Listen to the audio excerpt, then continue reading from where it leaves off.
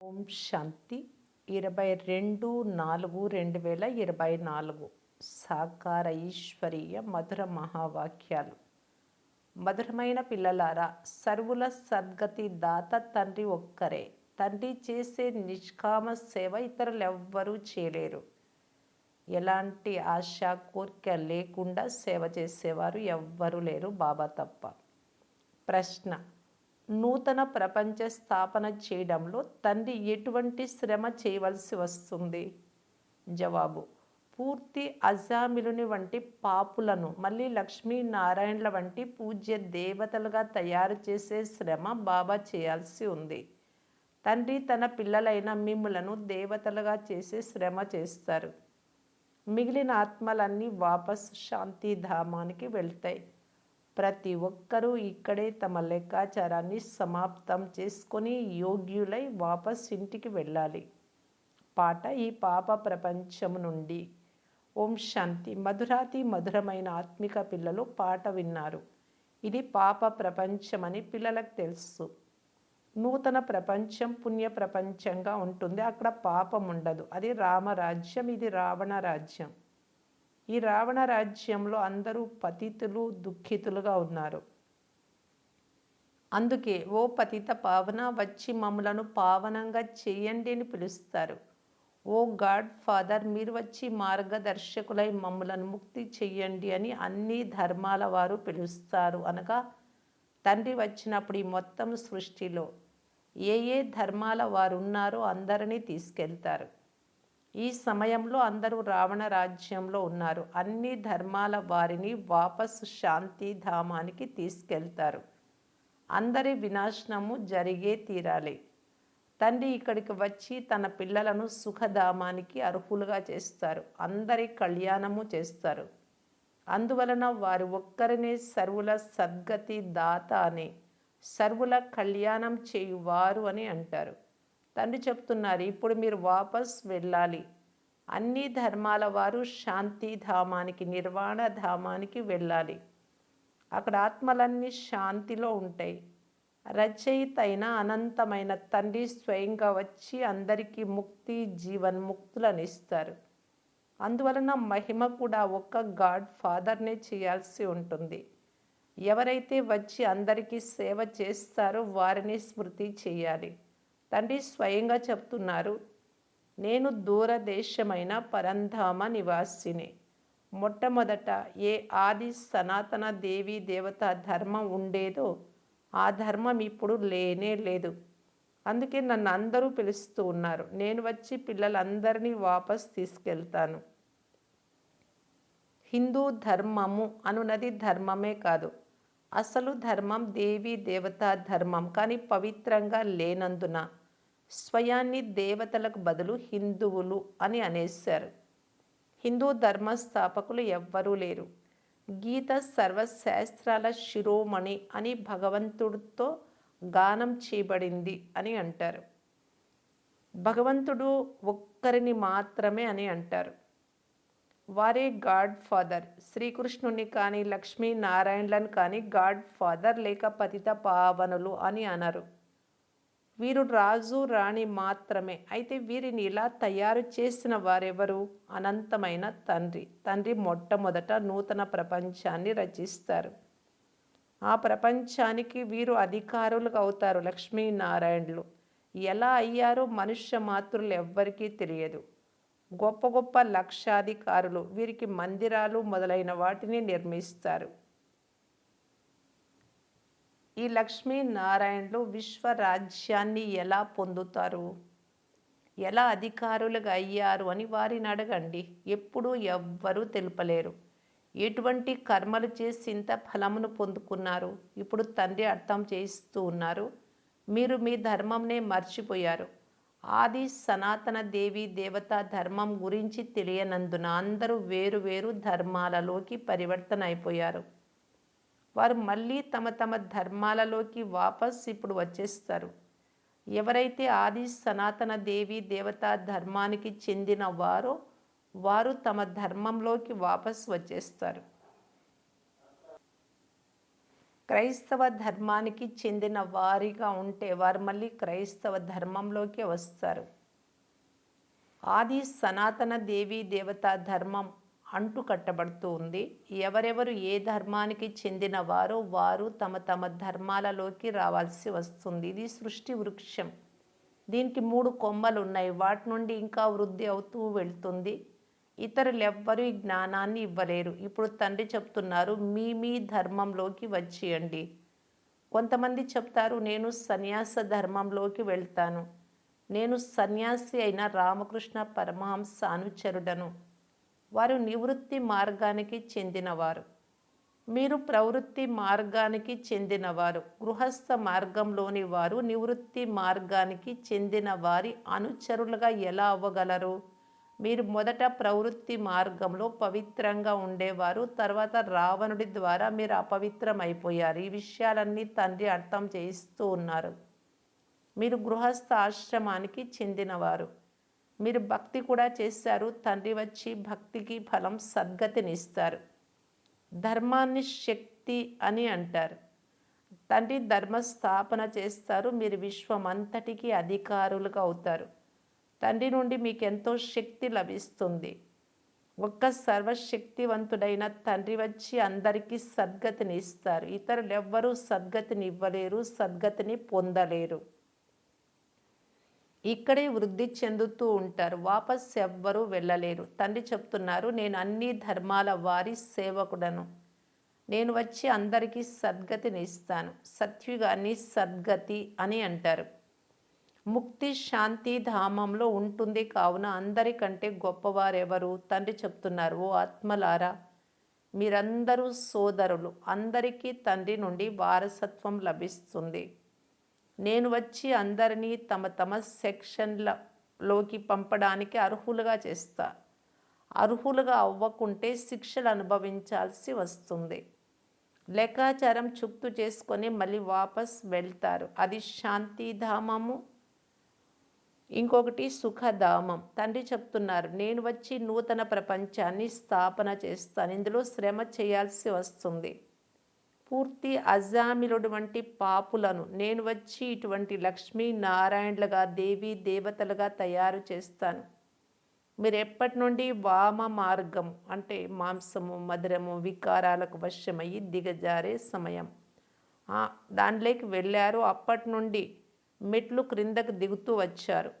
ఈ 84 జన్మల నిచ్చెన క్రిందకి దిగే నిచ్చెన. సతో ప్రధానం నుండి సతో రజో తమోలోకి వచ్చారు. ఇప్పుడు ఇది సంగం యుగం. నేను ఒక్కసారి మాత్రమే వస్తాను అని తండ్రి చెప్తున్నారు. నేను ఇబ్రహీం శరీరంలోనో లేక బుద్ధుడి శరీరంలోనో రాను. నేను పురుషోత్తమ సంగమ యుగంలోనే బ్రహ్మ శరీరంలోనే వస్తాను. ఇప్పుడు ఫాలో ఫాదర్ అని మీకు చెప్పబడుతుంది. తండ్రి చెప్తున్నారు, ఆత్మలైన మీరందరూ నన్ను ఒక్కరిని అనుసరించండి. నన్ను ఒక్కరిని స్మృతి చేస్తే మీ పాపాలు యోగాగ్నిలో భస్మం అవుతాయి. దీనిని యోగాగ్ని అని అంటారు. మీరు సత్యమైనటువంటి బ్రాహ్మణులు. మీరు కామచితి నుండి క్రిందకు దిగి జ్ఞానచితిపై కూర్చుంటారు. ఈ విషయాలు ఒక్క తండ్రి మాత్రమే అర్థం చేయిస్తారు. యేసుక్రీస్తు బుద్ధుడు మొదలైన వారందరూ ఆ ఒక్కరిని మాత్రమే తండ్రినే స్మృతి చేస్తారు. అయితే వారిని గురించి యథార్థంగా వారికి కూడా తెలియదు. ఇప్పుడు మీరు ఆస్తికులుగా అయ్యారు. రచయిత రచనల గురించి మీరు తండ్రి ద్వారా తెలుసుకున్నారు. ఋషులు మునులు మొదలైన వారందరూ నేతి నేతి మాకు తెలియదు అని అంటూ వచ్చారు. స్వర్గం సత్యమైన ఖండం. అచ్చట దుఃఖము అనే పదమే ఉండదు. ఇచ్చట ఎంత దుఃఖం ఉంది. ఆయువు కూడా చాలా తక్కువ. దేవతల ఆయువు చాలా ఎక్కువగా ఉంటుంది. వారు పవిత్రమైన యోగులు. ఇక్కడ అందరూ అపవిత్రమైన భోగులుగా ఉన్నారు. మెట్లు దిగుతూ దిగుతూ ఆయువు తగ్గిపోతూ వచ్చింది. అకాల మృత్యువు కూడా జరుగుతూ ఉంది. తండ్రి మిమ్ములను 21 జన్మలు ఎప్పుడూ జబ్బు పడకుండా తయారు చేస్తారు. ఇప్పుడు అటువంటి తండ్రి నుండి వారసత్వం తీసుకోవాలి. ఆత్మ ఎంతో వివేకవంతంగా తయారవ్వాలి. ఎక్కడ దుఃఖం ఉండదు. అటువంటి వారసత్వాన్ని తండ్రి మీకు ఇస్తారు. మీ ఏడ్పులు, అరుపులు అన్నీ సమాప్తమైపోతాయి. అందరూ పాత్రధారులే. ఆత్మ ఒక శరీరాన్ని వదిలి మరొక శరీరాన్ని తీసుకుంటుంది. ఇది కూడా డ్రామాయే. బాబా కర్మ, అకర్మ, వికర్మల గతిని కూడా అర్థం చేయిస్తారు. కృష్ణుడి ఆత్మ 84 జన్మలు తీసుకొని ఇప్పుడు చివరిలో మళ్ళీ అదే జ్ఞానాన్ని వింటూ ఉంది. బ్రహ్మరాత్రి, బ్రహ్మ పగలు మహిమ చేయబడ్డాయి. బ్రహ్మరాత్రి బ్రహ్మ పగలు, బ్రాహ్మణుల రాత్రి, బ్రాహ్మణుల పగలు. ఇప్పుడు మీకు పగలు రానున్నది. మహాశివరాత్రి అని అంటారు. ఇప్పుడు భక్తి యొక్క రాత్రి పూర్తి అయ్యి జ్ఞాన ఉదయం జరుగుతుంది. ఇప్పుడు ఇది సంగమ యుగం. ఇప్పుడు మళ్ళీ మీరు స్వర్గవాసులుగా అవుతున్నారు. అంధకారమయమైన రాత్రిలో ఎదురు దెబ్బలు కూడా తిన్నారు.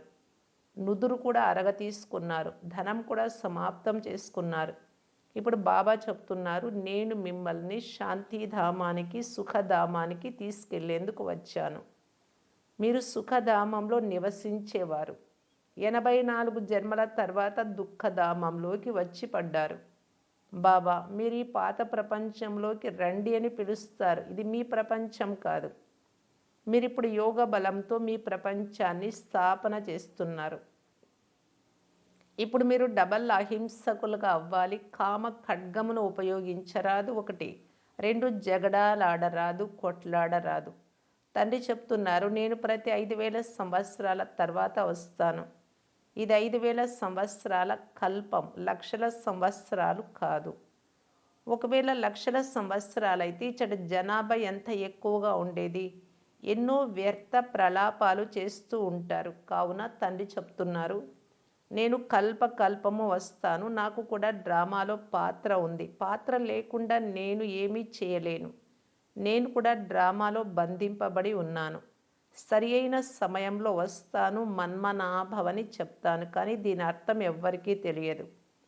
తండ్రి చెప్తున్నారు, దేహ సంబంధాలన్నీ వదిలి నన్ను ఒక్కరినే స్మృతి చేస్తే అందరూ పావనమైపోతారు. పిల్లలు తండ్రిని స్మృతి చేసే శ్రమ చేస్తూ ఉంటారు. ఇది ఈశ్వరీయ విశ్వవిద్యాలయం. ఇటువంటి విద్యాలయం మరెక్కడా ఉండదు. ఇక్కడ ఈశ్వరుడైన తండ్రి వచ్చి విశ్వమంతటిని పరివర్తన చేస్తారు. నరకం నుండి స్వర్గంగా తయారు చేస్తారు. మీరు దానిపై రాజ్య పాలన చేస్తారు. ఇప్పుడు తండ్రి చెప్తున్నారు, నన్ను స్మృతి చేస్తే మీరు తమో ప్రధానం నుండి సతో ప్రధానంగా అవుతారు. ఇది బాబా భాగ్యశాలి రథం, బ్రహ్మబాబా శరీరం. ఇందులో తండ్రి వచ్చి ప్రవేశిస్తారు. శివ జయంతి గురించి ఎవ్వరికీ తెలియదు. వారు పరమాత్మ నామరూపాలకు అతీతమైన వారు అని అంటారు. అరే, నామరూపాలకు అతీతమైన వస్తువు ఏది ఉండదు. ఇది ఆకాశము ఇలా అంటారు కదా, గాలి ఇలాగా. మరి ఇది పేరే కదా, భలే శూన్యముగా ఉండొచ్చు కానీ పేరు ఉంది కదా ఆకాశము అని. ఇప్పుడు బాబా పేరు కూడా కళ్యాణకారి శివానగా. భక్తి మార్గంలో అనేక పేర్లు ఉంచారు. బాబురీనాథ్ అని కూడా అంటారు. వారు వచ్చి కామ ఖడ్గం నుండి విడిపించి పావనంగా చేస్తారు. నివృత్తి మార్గం వారు బ్రహ్మతత్వమునే పరమాత్మ అని అన్నారు. దానినే స్మృతి చేస్తారు. బ్రహ్మయోగులు, తత్వయోగులని పిలువబడతారు. కానీ అది నివాస స్థానం బ్రహ్మతత్వము అంటే. దానిని బ్రహ్మాండం అని అంటారు. సన్యాసులు బ్రహ్మతత్వాన్ని భగవంతుడిగా భావిస్తారు. మేము లీనమైపోతాము అని భావిస్తారు. అనగా ఆత్మను వినాశిగా చేస్తారు. బాబా చెప్తారు, నేనే స్వయంగా వచ్చి అందరికీ సద్గతిని ఇస్తాను. కావున ఒక్క శివబాబా జయంతియే వజ్రతుల్యమైనది. మిగిలిన జయంతులన్నీ గవ్వ సమానమైనవి. శివబాబా ఒక్కరే సర్వులకు సద్గతినిచ్చేవారు. కావున ఆ జయంతి వజ్ర సమానమైనది. వారే మిమ్మలను స్వర్గంలోకి అంటే స్వర్ణిమ యుగంలోకి తీసుకెళ్తారు. ఈ జ్ఞానం తండ్రియే స్వయంగా వచ్చి చదివిస్తూ ఉన్నారు. దీని ద్వారా మీరు దేవి దేవతలుగా అవుతారు. తర్వాత ఈ జ్ఞానం లోపించిపోతుంది. లక్ష్మీనారాయణలకు రచయిత రచనల జ్ఞానం లేదు. పిల్లలు పాట విన్నారు, శాంతి సుఖమున్న చోటికి తీసుకెళ్ళమని అంటారు. అది శాంతిధామం. తర్వాత అక్కడి నుండి సుఖధామానికి వస్తారు. అక్కడ అకాల మృత్యు ఉండదు. సుఖశాంతుల ప్రపంచంలోకి పిల్లలను తీసుకెళ్లేందుకు బాబా వచ్చారు. మంచిది. రాత్రి క్లాసు ఇప్పుడు సూర్యవంశీ, చంద్రవంశీ 2 రాజధానులు తయారవుతాయి. మీరు ఎంత తెలుసుకుంటారో, ఎంత పవిత్రంగా అవుతారో అంత వేరెవ్వరూ తెలుసుకోలేరు. పవిత్రంగా అవ్వలేరు. కానీ తండ్రి వచ్చారు అని వింటారు. కావున తండ్రిని స్మృతి చేయడం ప్రారంభిస్తారు. పోను పోను మీరు ఈ జ్ఞానాన్ని లక్షలు, కోట్ల మంది తెలుసుకోవడం చూస్తారు. వాయుమండలమే అలా ఉంటుంది. అంతిమ యుద్ధంలో అందరూ నిరాశలైపోతారు. అందరికీ టచ్ అవుతుంది. మీ ధ్వని వినిపిస్తుంది. స్వర్గస్థాపన జరుగుతూ ఉంది అని. మీ శబ్దం కూడా వ్యాపిస్తుంది. మిగిలిన వారందరి మృత్యువు రెడీగా ఉంది. కానీ అప్పుడు మీకు కనీసం నిద్రపోవడానికి కూడా సమయం ఉండదు. ఎవరెవరు ఉంటారో వారిలో చాలామంది అర్థం చేసుకుంటారు. అయితే ఆ సమయంలో వీరందరూ ఉంటారు అని కూడా కాదు, కొంతమంది మరణిస్తారు కూడా. కల్పకల్పము ఎవరు ఉండినారో వారు మాత్రమే ఉంటారు. ఆ సమయంలో ఒక్క తండ్రి స్మృతిలోనే ఉంటారు. శబ్దం కూడా తగ్గిపోతుంది. మళ్ళీ స్వయాన్ని ఆత్మగా భావించి తండ్రిని స్మృతి చేయడం ప్రారంభిస్తారు. ఈ విషయాలన్నీ మీరందరూ సాక్షిగా ఉండి చూస్తూ ఉంటారు. అత్యంత భయంకరమైన ఘటనలు జరుగుతూ ఉంటాయి. ఇప్పుడు వినాశనం అవ్వనున్నది అని అందరికీ తెలిసిపోతుంది. ప్రపంచం పరివర్తన కానున్నది. ఎప్పుడైతే బాంబులు పడతాయో అప్పుడు వినాశనం అవుతుంది అని వివేకం చెప్తుంది. ఇప్పుడు ఇంకా పరస్పరంలో మేం బాంబులు వేయమని ప్రమాణం చేసుకుంటూ ఉంటారు. ఈ వస్తువులన్నీ వినాశనం కొరకే తయారై ఉన్నాయి. పిల్లలైన మీకు చాలా ఖుషి కూడా ఉండాలి. నూతన ప్రపంచం తయారవుతూ ఉంది అని మీకు తెలుసు. తండ్రియే నూతన ప్రపంచాన్ని స్థాపన చేస్తున్నారు అని అర్థం చేసుకున్నారు. అక్కడ దుఃఖం యొక్క నామరూపాలే ఉండవు. దాని పేరే స్వర్గం. మీకు ఎలాగైతే నిశ్చయం ఉందో అలా పోను పోను చాలామందికి నిశ్చయం అవుతుంది. ఎవరైతే అనుభవం చెయ్యాలి అని అనుకుంటారో వారు పోను పోను చాలా పొందుకుంటారు. అంతిమ సమయంలో స్మృతి యాత్రలో కూడా చాలామంది మునిగి ఉంటారు. ఇప్పుడు ఇంకా సమయం ఉంది. పురుషార్థం పూర్తిగా చేయకుంటే పదవి తగ్గిపోతుంది. పురుషార్థం చేస్తే పదవి కూడా మంచిది లభిస్తుంది.